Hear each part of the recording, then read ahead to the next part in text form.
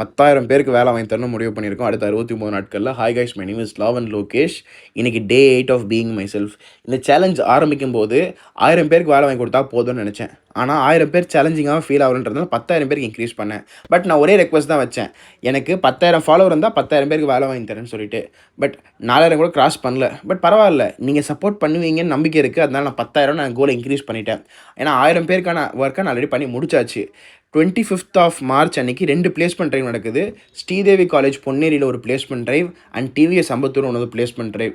இதில் மோர் தென் 1000+ ஜாப்ஸ் அவைலபிளாக இருக்குது அண்ட் 1000 பேர் மேலே ரெஜிஸ்டர் பண்ணியிருக்காங்க. என் டீமுக்கு ஒரு ஸ்பெஷல் தேங்க்ஸ் இந்த டைமில், பிகாஸ் அவங்க பண்ண எஃபர்ட் அண்ட் சப்போர்ட்டால் மட்டும் தான் இதை அச்சீவ் பண்ண முடிஞ்சிச்சு.